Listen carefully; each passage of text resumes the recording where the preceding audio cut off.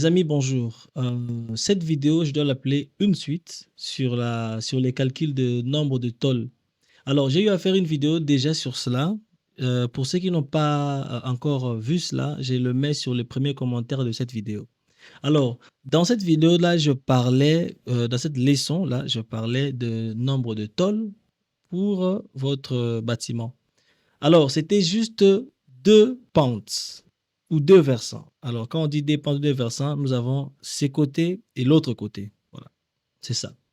Alors, une fois, vous avez ça, vous calculez, j'ai donné tous les calculs, comment est-ce qu'il faut calculer? Alors, il y a un ami qui a je vais mettre ce commentaire ici, voilà. Alors, notre ami nous a demandé comment est-ce qu'on pourrait faire lorsqu'on se retrouve devant une situation de toiture à plusieurs versants. Vous voyez? Alors, plusieurs versants, ça veut dire quoi? Nous avons ici versant, là versant, versant, versant, vous voyez? Donc, c'est plusieurs. Versant, versant, versant, versant. Maintenant, comment est-ce que vous allez calculer vu que dans l'exemple là, c'était juste pour 2 versants? Alors, moi, ce que je vais vous dire, donc je réponds à cette question pour notre frère. Je pense que ça va aider tout le monde qui, je pense que ça va aider tout le monde aussi. Alors, ce que vous allez faire, c'est quoi? Vous respectez la formule, oui. Au-delà de respecter la formule, vous prenez les réalités et vous appliquez. Lorsque vous faites les calculs sur les tôles, sachez que ce que vous êtes en train de faire, c'est tout simplement l'emplacement des matériaux sur une surface.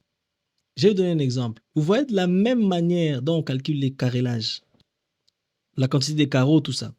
Nous prenons l'idée d'une surface, nous calculons la surface et tout.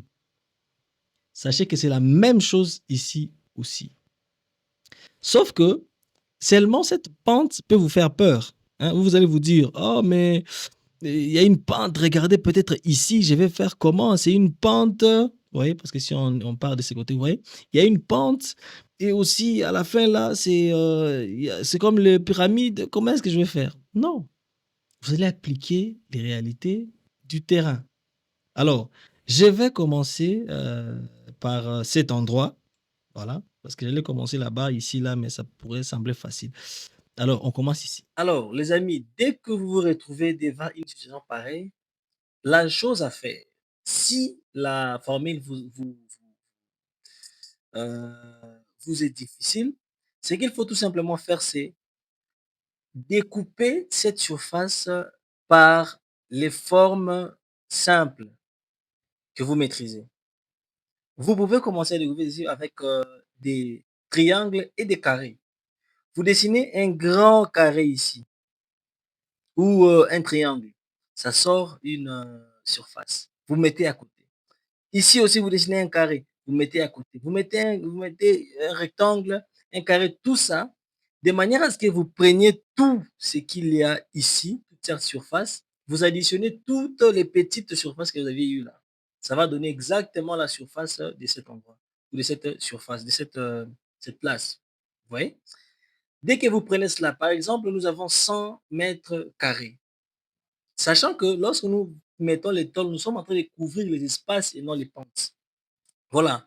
Alors, vous prenez cela. Si par exemple, ou par hasard, c'était les carreaux, sachez que si c'était les carreaux, si vous partez acheter 100 mètres carrés de carreaux, vous mettez là, et qu'il n'y ait pas de casse, ça serait rempli complètement. Des mêmes choses avec les tôles aussi. S'il n'y avait pas les recouvrements et les chevauchements, ça aurait parfaitement été plein.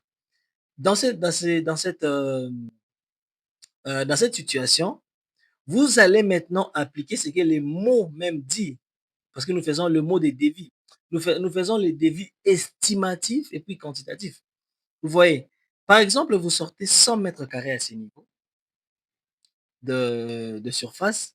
Vous vous dites, 100 mètres carrés va faire combien de tôles? Vous calculez le nombre, la surface d'une tôle. Ça fait combien? Et pour que ce soit 100 mètres carrés, il faut combien de tôles?